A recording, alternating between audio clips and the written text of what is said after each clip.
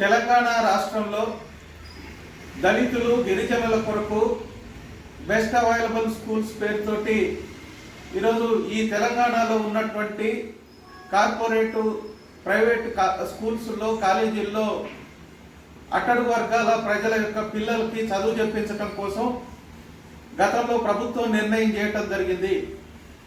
అందులో భాగంగా నిజామాబాద్ జిల్లాలో 6 ప్రైవేట్ స్కూల్స్కి పర్మిషన్ ఇవ్వటం జరిగింది. ఈ 6 ప్రైవేట్ స్కూల్స్ పరిధిలో సుమారు 6 కోట్ల రూపాయలకు పైగా బకాయిలు ఉండటంతో ఈరోజు ప్రైవేట్ స్కూళ్ళల్లో ఏదైతే దళిత గిరిజన పిల్లలకి చదువు చెప్పడానికి ఈరోజు మేనేజ్మెంట్స్ అంగీకరిస్తున్నటువంటి పరిస్థితి లేదు. దూర ప్రాంతాల నుంచి ఈరోజు ఆయా స్కూల్లో వేసినటువంటి పిల్లల తల్లిదండ్రులు ఈరోజు తమ పిల్లలు చదువుకు దూరం అవుతున్నారనేటువంటి మనోవేదనకి గురవుతున్నటువంటి పరిస్థితి ఉన్నది. తెలంగాణ రాష్ట్ర ముఖ్యమంత్రి ఒకవైపు మేము విద్యారంగాన్ని మరింత ఆధునీకరిస్తాం, అందరు పిల్లలకి చదువు చెప్పించే బాధ్యత తీసుకుంటాం అనేటువంటి పద్ధతుల్లో పెద్ద పెద్ద స్టేట్మెంట్లు మాత్రం ఇస్తూ ఉన్నారు. కానీ ఈరోజు చదువుకుంటున్నటువంటి పిల్లలకి చదువు చెప్పించలేనటువంటి పరిస్థితి ఈ రాష్ట్రంలో ఉన్నది. నిజామాబాద్ జిల్లాలో ఇప్పటికే ఆయా పిల్లల తల్లిదండ్రులు ఆందోళనలు చేపట్టడం జరిగింది.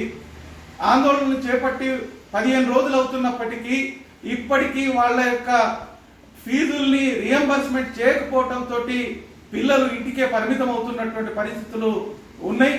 ఇప్పటికైనా రాష్ట్ర ప్రభుత్వం వెంటనే జోక్యం చేసుకొని బెస్ట్ అవైలబుల్ స్కూల్ కింద అడ్మిషన్ తీసుకున్నటువంటి పిల్లల ఫీజుల్ని రియంబర్స్మెంట్ చేయాలని, అదేవిధంగా ఈరోజు ప్రభుత్వ పాఠశాలల్లో ఉన్నటువంటి సౌకర్యాల మెరుగుదల కోసం నిధుల్ని విడుదల చేయాలనేటువంటిది సిపిఎం పార్టీగా మేము డిమాండ్ చేస్తూ ఉన్నాం.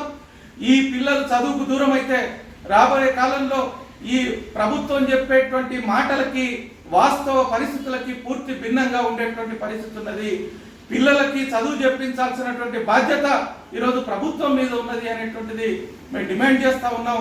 ప్రభుత్వం మరింత ఆలస్యం చేస్తే పిల్లల తరఫున సిపిఎం పార్టీ ఆందోళన చేయాల్సి వస్తుందని హెచ్చరిస్తా ఉన్నాం.